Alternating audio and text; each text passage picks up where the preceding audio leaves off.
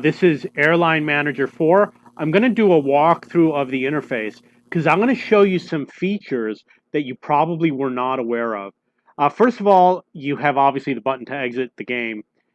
This toggles between the full screen and the window mode. I'm not going to hit it right now. There is an option over here which says chat window. If you have an alliance, you can turn this on and you can chat with your alliance members. So you can tell them that you've got this little chat option over here. I am not in an alliance. The window opens up and it gives an error message. So I'm going to disable it. And then you've got a different menu. See how it says icon menu and then it switches between the icon and the text menu? Look at what it does. You might enjoy this menu over the icon menu. Okay, so these are the features from there. There's another button over here. It's a little airplane. And what it does is it opens up a departure list. And the departure list has one really good use. It will tell you if you make any adjustments to your cost index because it'll show the adjustment value. Because sometimes what happens is you adjust a cost index and you forget about it. And then over here you can go see if you're launching planes where you've adjusted it and you want to fix it. This is where you'll be able to see it. So this right here is the last plane that I departed. When you go to your departures and you depart a plane and you're like, where'd it go?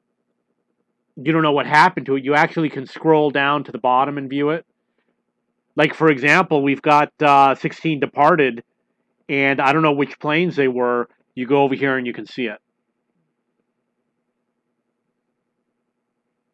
So obviously, we're going to talk about the points. Everybody knows about this. I used it primarily to get the fuel tanks. You've got different types of maps, satellite, city, sky maps. Some of the points that are popular is one that's called increased zoom. It does not work with the regular map. You have to already have either sky map, city map, or satellite map. And I don't know what you're going to get. I'm not going to pay for the points to get it, so I can't tell you what it looks like. The 4 times speed is only temporary. It's only good for 4 hours. It's only going to be good for 1 or 2 plane departures. And then you've got capital routes. Capital routes just means capital cities. I don't think it's worth buying. I don't pick routes based on whether it goes to the capital city. I don't use the automated route feature. It's not very good. It just kind of randomly picks routes. It does not pick something that's very good. The A320 Vip, there's obviously people who purchased it. I'm not one of them. But if you see that there's a mission about the A320 Vip, that's how you get it. A lot of these options, like postpone checks, it's only for 250 hours, 10 days, right? That's a kind of a high cost to postpone the checks, which is something you can do manually. In terms of reset training, there is a free option to reset the training, so you really don't have to pay for that. I use it primarily for tanks, and I've probably done a little for CO2. The MCDU, not expensive, but it's also not worth very much. I don't have it. You can look online to see what it looks like. It's not that great. This is obviously for your alliance. Um, I don't like the alliances are not that great, so let's skip it. I'm going to put the old menu that everybody recognizes. Over here, you see something called Help, and there's an option over here that says Fact. And when you play the game, you're probably not going to read this. But what you can do after you've been playing for a while is go back and reread it. And you're going to see that there's some interesting things, not all of which is true. For example, it says if you have a lounge, you get more income from first class passengers or something. There's somebody who tested it and determined it wasn't true. These are awards. I don't know what this is for. So you got the board over here.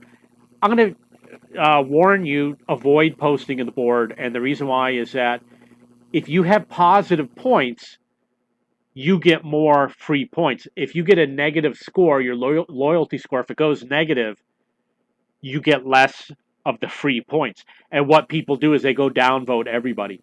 So I've seen people get downvoted for asking very simple questions like, what's your favorite plane? People will go, and a lot of people will go downvote it. So there's a lot of negativity on the help boards, and the moderators are not doing anything about it. Uh, so my advice is avoid posting in those boards. In terms of events, so I'm going to tell you what the events are. What they do is you sign up for the event, and it's a week long. I believe you have to start a new account, and you have to make as much money as possible.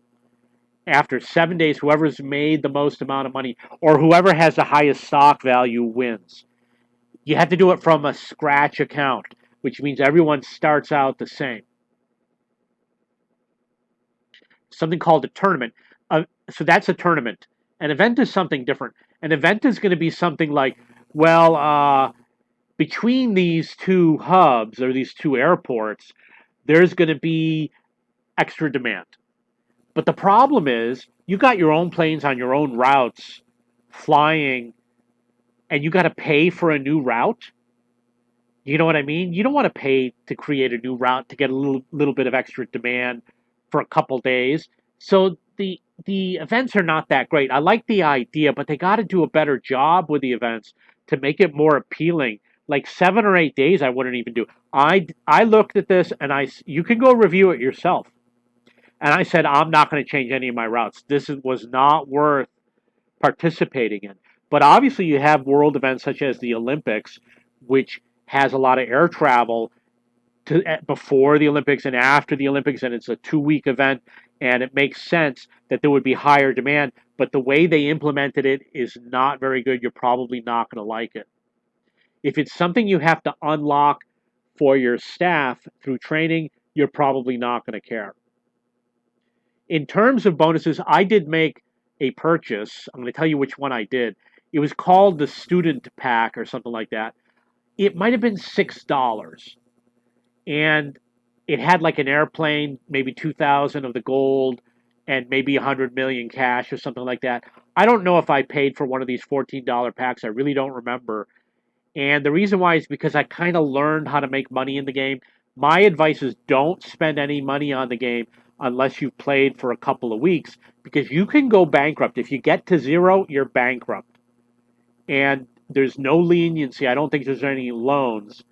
And you don't want to buy something and then lose it. There is a bank. The bank is good for nothing. In fact, you lose money operating the bank. I did a transfer. You lose 3%. You cannot transfer to another player, and nobody can transfer to you. You cannot transfer to another player, and nobody can transfer money to you, even within the alliance. So if you don't play, your shares go down in value. And not only that, you still have expenses if you don't play, because you got to pay your salaries every day. So the summary is really cool. My advice is you check out your summary, because your summary will tell you what your expenses are and what your income is and what your profit is every day, which is really cool. So that's one of the things you want to check when you first start the game. Go and check your summary, and then when you're done for the day, check your summary. Okay, that is my overview, quick overview of the game. If you have any questions or comments, please post below. Don't forget to check out my Airline Manager 4 forum at cheapbooks.cc in the video game section.